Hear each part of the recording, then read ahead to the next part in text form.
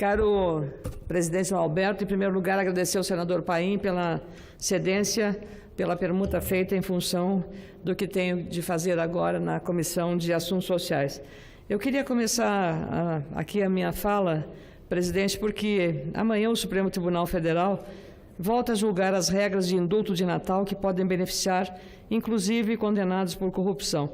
Tenho certeza que o senador Lazier Martins também tratará desse tema, mas eu queria trazer à lembrança não só esse aspecto de poder beneficiar os denunciados por corrupção, mas um fato que me preocupa, como, aliás, talvez mais ainda a sociedade que está refém da criminalidade. Fui autora de um projeto de lei, porque hoje, no caso do regime semiaberto, o preso pode deixar a prisão 4 vezes por ano, beneficiado por esse famoso chamado saidão. 4 vezes por ano. Pode ser no seu aniversário, Dia das Mães, Natal ou Dia dos Pais.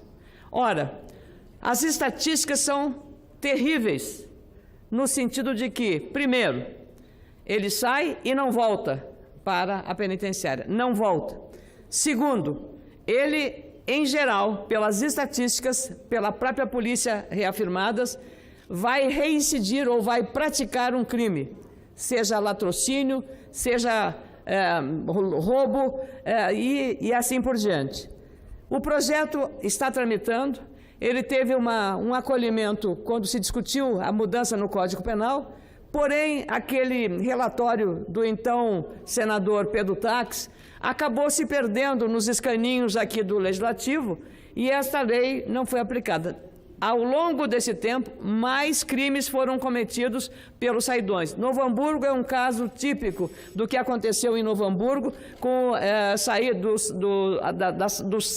chamado saidão, que acabou provocando assassinato de pessoas conhecidas na comunidade. Então, eu trago de novo, pedindo ao Supremo Tribunal Federal que avalie com cautela essa questão, porque a sociedade que já está refém da criminalidade corre o risco de, conforme o entendimento dos senhores ministros, claro, os presídios brasileiros não são absolutamente lugar de ressocialização, mas simplesmente de uma escola para o crime. E aí também nós podíamos seguir exemplos que tem no mundo, inclusive daqueles que falam muito no regime cubano. O regime penitenciário cubano, para que se saiba, é um regime, eu diria, de absoluta disciplina, senador João Alberto. E o senhor conhece bem porque governou o Maranhão. É uma disciplina militar dentro do presídio cubano.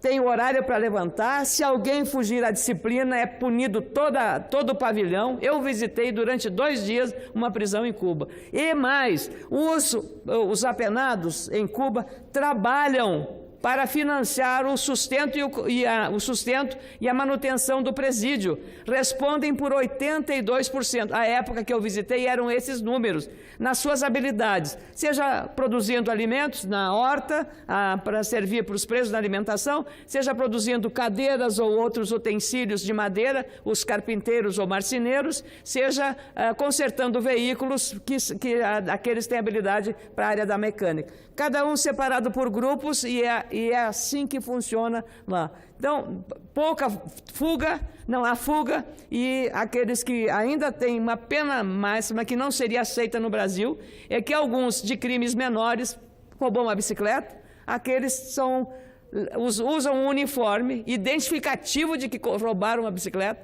e vão para a rua varrer a rua. Senador, isso é aplicado em Cuba.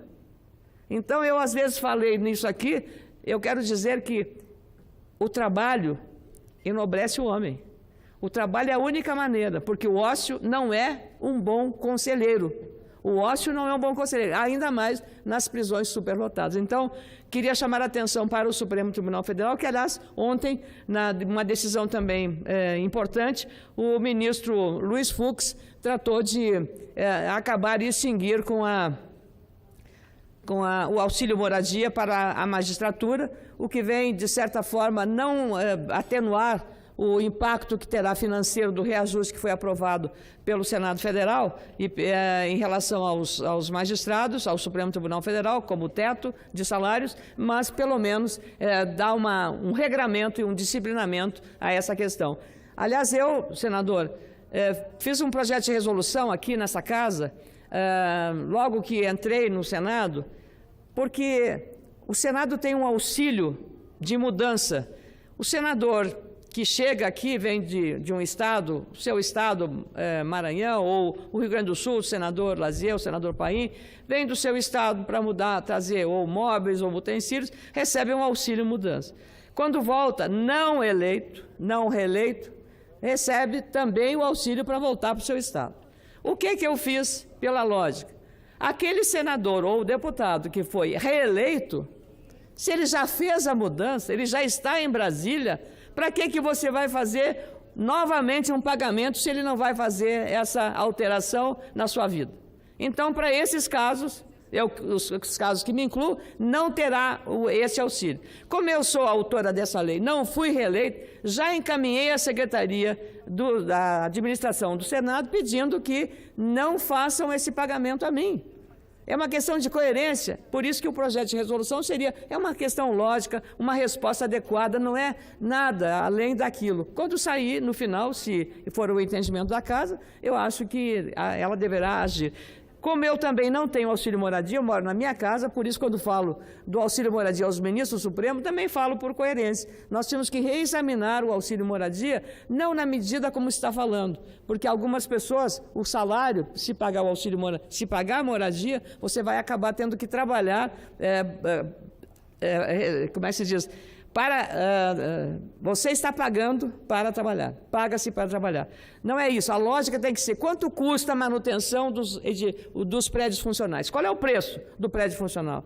O que é mais barato para a sociedade? Manter o prédio funcional com segurança, com tudo, com vigilância, com manutenção, ou dar o auxílio moradia que é mais barato?